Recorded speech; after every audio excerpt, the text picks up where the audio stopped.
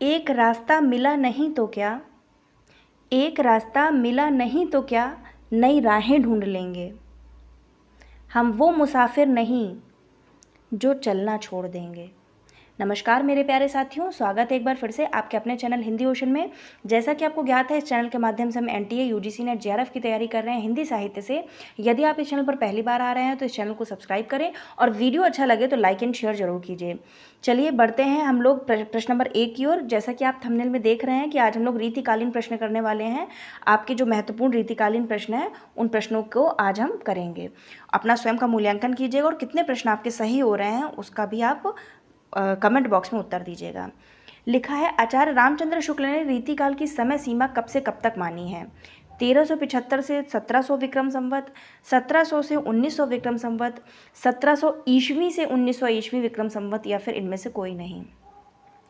ध्यान रहे कि ये विक्रम संवत में दिया है 1700 से 1900 और ये 1700 ईस्वी से 1900 ईस्वी। तो जो इसका सही उत्तर हो जाएगा, आचार्य रामचंद्र शुक्ल ने रीतिकाल का समय बताया है 1700 विक्रम संवत से 1900 विक्रम संवत तक। आगे बढ़ते हैं। प्रश्न नंबर आपका आता है 2। लिखा है, इनमें से कौन सा नाम रीतिकाल का नहीं है? अच्छा प्रश्न है। उत्तर मध्यकाल, पूर्व मध्यकाल, श्रृंगार काल या फिर अलंकृत काल।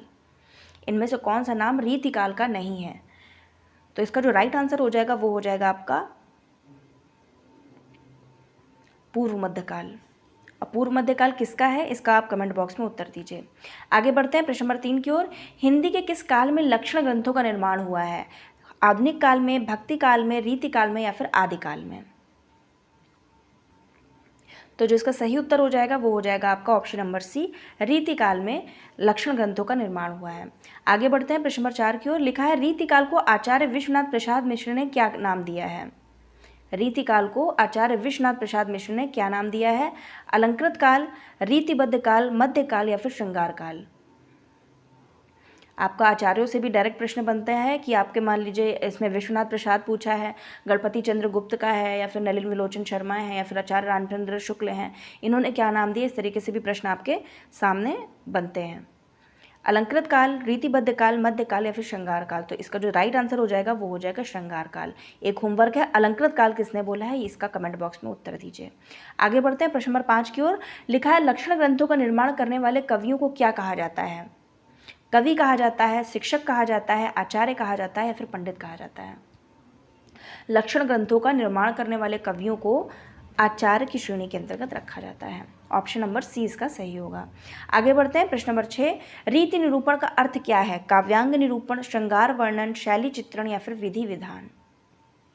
तो जो इसका सही उत्तर हो जाएगा वो हो जाएगा आपका ऑप्शन नंबर ए, काव्यांग निरूपण।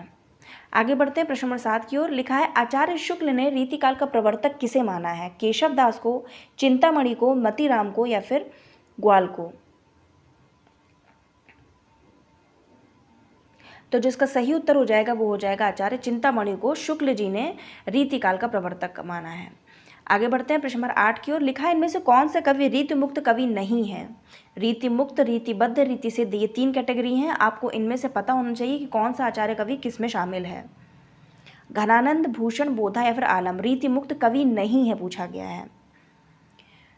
तो जो इसका सही उत्तर हो जाएगा वो हो जाएगा आपका ऑप्शन नंबर बी, भूषण। बाकी आलम, बोधा और घनानंद ये रीति मुक्त कवियों की श्रेणी में आते हैं। जो नहीं आते हैं वो है भूषण। भूषण किस कैटेगरी में आते हैं? ये रीतिबद्ध कवि में आते हैं। आगे बढ़ते हैं प्रश्न नंबर आपका आता है 9। लिखा है, रीतिकाल में वीर रस की कविता करने वाला कवि इनमें से कौन है?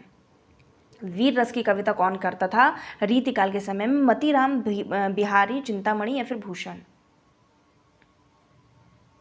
तो जो इसका सही उत्तर हो जाएगा वो हो जाएगा आपका ऑप्शन नंबर भूषण, डी इसका सही उत्तर हो जाएगा।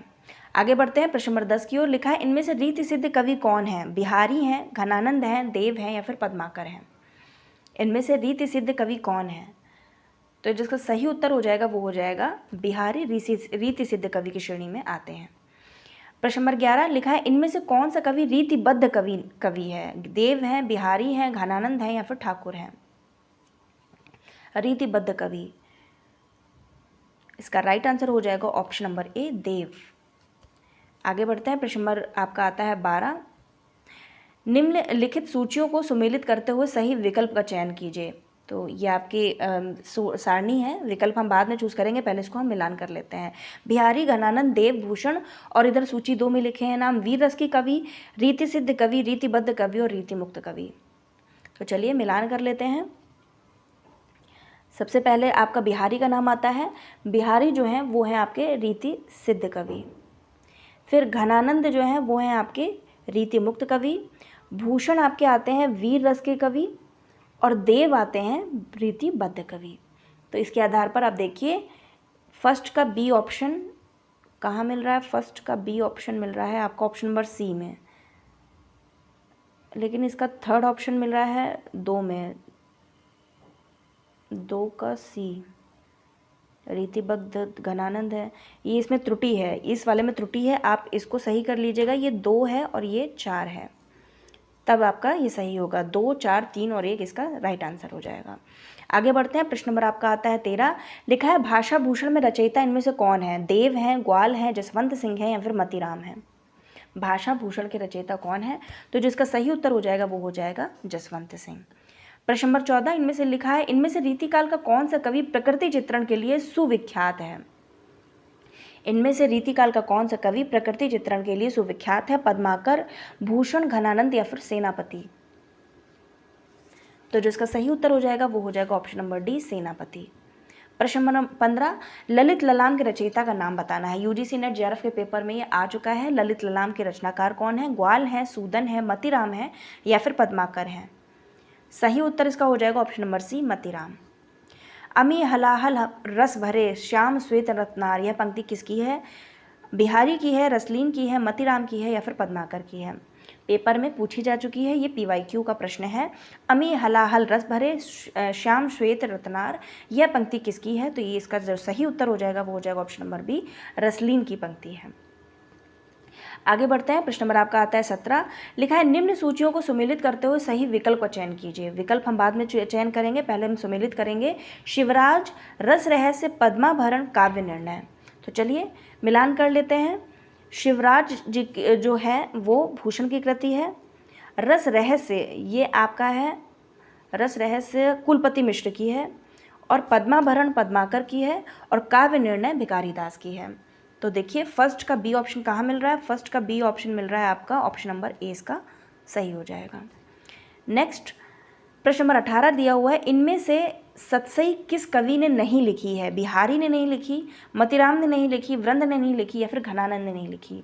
सतसई किस कवि ने नहीं लिखी है? बाकी इनमें से तीन ऐसे हैं कवि जिन्होंने सतसई की रचना की है, लेकिन एक कवि ऐसा है जिसने सतसई की रचना नहीं की है, तो उसको आपका चयन करना है।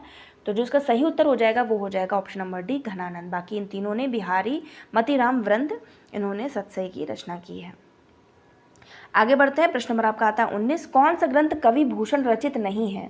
छत्र प्रकाश, छत्रसाल दशक, शिवा बावनी या फिर शिवराज भूषण। कौन सा ग्रंथ कवि भूषण रचित नहीं है? तो जो इसका सही उत्तर हो जाएगा वो हो जाएगा आपका ऑप्शन नंबर ए, छत्र प्रकाश। किसकी रचना है इसका भी कमेंट बॉक्स में उत्तर दीजिए। छत्रसाल दशक, शिवा बावनी, शिवराज भूषण, ये सारी ही भूषण की रचना है। आगे बढ़ते हैं। लिखा है देव माया प्रपंच नाटक के रचयिता का नाम बताना है। भूषण है, देव है, सूदन है या फिर लाल कवि है। देव माया प्रपंच, तो जो इसका सही उत्तर हो जाएगा वो हो जाएगा आपका ऑप्शन नंबर बी, कवि देव। आगे बढ़ते हैं। अब देखिए इसको आप आसानी से याद भी कर सकते हैं, देव, देव माया प्रपंच, तो इस तरीके से आप याद कर सकते हैं। प्रश्न नंबर 21। छत्र प्रकाश किस कवि की कृति है? ग्वाल की है, सेनापति की है, लाल कवि की है या फिर पद्माकर की है। छत्र प्रकाश, तो जो इसका सही उत्तर हो जाएगा वो हो जाएगा आपका ऑप्शन नंबर सी, लाल कवि की है छत्र प्रकाश। आगे बढ़ते हैं। अब देखिए आपका उत्तर आपको स्वयं मिल गया। प्रश्न नंबर 19 में भी आपसे पूछा गया था कि कौन सी भूषण की नहीं है, जो छत्र प्रकाश नहीं है, किसकी है? तो ये आपका आ गया लाल कवि की रचना है। आगे बढ़ते हैं। प्रश्न नंबर 22। नैन नचाए कहीं मुस्काए लला फिर आइयो खेलन होरी, किसकी कृति है? घनानंद की है, मतीराम की है, पद्माकर की है या फिर सेनापति की पंक्ति है। नैन नचाए कहीं मुस्काए लला फिर अय्यो खेलन होरी, तो इसके जो रचयिता, जो इस पंक्ति के रचयिता हैं, उनका नाम है आपका ऑप्शन नंबर सी, पद्माकर। आगे बढ़ते हैं प्रश्न नंबर 23। निम्न सूचियों को सुमेलित करना है। तो चलिए देखते हैं। सुमेलन वाले प्रश्न आपके बहुत अच्छे होते हैं क्योंकि आपके एक प्रश्न नहीं, इसमें से आपको 4 प्रश्नों के बारे में सही जानकारी प्राप्त होती है। ग्वाल कवि, पद्माकर, बोधा, देव, इधर उनकी रचनाएं हैं। जगत विनोद, हमीर हट, भाव विलास या फिर और विरह वारिश। तो जो इसका सही उत्तर हो जाएगा वो हो जाएगा आपका, देखिए ग्वाल कवि की जो रचना है वो है आपकी हमीर हट। फिर पद्माकर का नाम आता है, पद्माकर का है जगत विनोद। फिर बोधा का नाम आता है, बोधा का है विरह वारिश। और कवि देव की जो रचना है वो है भाव विलास। ग्वाल कवि का है हमीर हट, पद्माकर जगत विनोद, बोधा विरह वारिश और देव भाव विलास। तो जो इसका सही उत्तर हो जाएगा ए का बी ऑप्शन, देखिए कहाँ मिल रहा है ए का बी ऑप्शन, आपका ऑप्शन नंबर सी में मिल रहा है। तो इसका सी उत्तर सही है। आगे बढ़ते हैं प्रश्न नंबर 24 की ओर। इनमें से कौन सा कथन असत्य पूछा गया है? बिहारी सतसई में 713 दोहे हैं। भूषण रीतिबद्ध कवि हैं। घनानंद की प्रेमिका का नाम सुजान था। केशव रीतिकाल के प्रवर्तक हैं। तो इसमें कौन सा गलत है? आपको असत्य कथन का चुनाव करना है। ये भी सही है, 713 है। भूषण रीतिबद्ध कवि हैं। घनानंद की प्रेमिका का नाम सुजान था, ये भी सही है। जो असत्य कथन है वो हो जाएगा आपका ऑप्शन नंबर डी, केशव रीतिकाल के प्रवर्तक है। जबकि केशव को नहीं माना गया है। किसने माना है? रामचंद्र शुक्ल को ने। आचार्य चिंतामणि को माना है रीतिकाल का प्रवर्तक कवि। आगे बढ़ते हैं प्रश्न नंबर 25 की ओर। लिखा है भवानी विलास किस कवि की रचना है? देव की है, द्विजदेव की है, कुलपति मिश्र की है या फिर चिंतामणि की है? भवानी विलास किस कवि की रचना है? तो जो इसका सही उत्तर हो जाएगा वो हो जाएगा आपका ऑप्शन नंबर ए, देव की रचना है। आगे बढ़ते हैं प्रश्न नंबर 26 की ओर। लिखा है इनमें से कौन सी रचना मतीराम की नहीं है? अलंकार पंचाशिका, व्रत कौमुदी, ललित ललाम या फिर रसिक प्रिया। बहुत आसान प्रश्न है। तो जो इसका सही उत्तर हो जाएगा वो हो जाएगा आपका ऑप्शन नंबर डी, रसिक प्रिया। किसकी रचना है? कमेंट बॉक्स में इसका उत्तर दीजिए। अलंकार पंचाशिका, व्रत कौमुदी और ललित ललाम, ये तीनों ही किसकी रचना है? इसके प्रकृतिकार हैं मतीराम। आगे बढ़ते हैं प्रश्न नंबर 27। इनमें से कौन सी रचना केशव दास की नहीं है? कवि प्रिया, रसिक प्रिया, रामचंद्रिका, रस रहस्य। तो जो इसका सही उत्तर हो जाएगा वो हो जाएगा आपका ऑप्शन नंबर डी, रस रहस्य। आगे बढ़ते हैं प्रश्न नंबर आपका आता है 28। लिखा है जन्म ग्वालियर जानिए, मथुरा बसी ससुराल। यह पंक्ति किस कवि के लिए कही गई है? जन्म ग्वालियर जानिए, मथुरा बसी ससुराल, यह पंक्ति किस कवि के विषय में है? केशवदास, बिहारी, घनानंद या फिर पद्माकर। तो जो इसका सही उत्तर हो जाएगा वो हो जाएगा आपका ऑप्शन नंबर बी, बिहारी। प्रश्न नंबर 29 की ओर बढ़ते हैं। लिखा है जयपुर नरेश प्रताप शाही के दरबार में रहने का श्रेय किस कवि को मिला था? पूछा गया है दरबारी कवि कौन थे, किसके? प्रताप शाही के दरबारी कवि का नाम पूछा गया है। बिहारी, पद्माकर, सेनापति या फिर मतीराम। तो जयपुर नरेश प्रताप शाही के दरबार में रहने वाले कवि को जो श्रेय प्राप्त हुआ है वो है पद्माकर, ऑप्शन नंबर बी। आगे बढ़ते हैं प्रश्न नंबर आपका आता है 30। लिखा है इनमें से कौन सा इटावा का निवासी माना जाता है? घनानंद, बिहारी, चित्रामणि त्रिपाठी या फिर कवि देव। इटावा का निवासी माना जाता है किसको? यूपी का एक शहर है, ये कस्बा बोल सकते हैं। तो जो इसका सही उत्तर हो जाएगा वो हो जाएगा आपका ऑप्शन नंबर डी, देव। आगे भी आपके प्रश्न हैं, उन सारे प्रश्नों को हम धीमे धीमे करते चलेंगे। अब बताइए आपका 30 प्रश्न मैंने आपको कराया, 30 में से आपके कितने प्रश्न सही हैं? वीडियो अच्छा लगा हो तो लाइक कीजिए, कमेंट कीजिए, शेयर कीजिए। और याद रहे कि हमेशा चलने का जज्बा रखिए। रुक तो सभी लोग जाते हैं एक तैयारी के बाद में कि अब हमसे नहीं हो पाएगा, लेकिन आखिरी श्वास तक लड़ते रहिए अपनी तलवार के साथ। तलवार आपकी क्या है? कलम है और बुद्धि है। इन दोनों का प्रयोग कीजिए।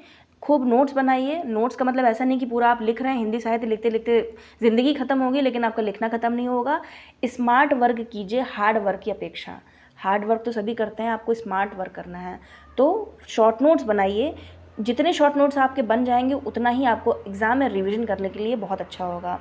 पढ़ते तो बहुत सारे लोग हैं, बहुत सारे लोग कितना और जो हमसे भी ज़्यादा जानते हैं, लेकिन सफलता वही प्राप्त करता है जो सही समय में, सही दिशा में और सही तैयारी के साथ में आगे बढ़ता है। वीडियो अच्छा लगा हो तो लाइक कीजिए, कमेंट कीजिए, शेयर कीजिए। आप सभी का वीडियो देखने के लिए प्रेमपूर्वक धन्यवाद।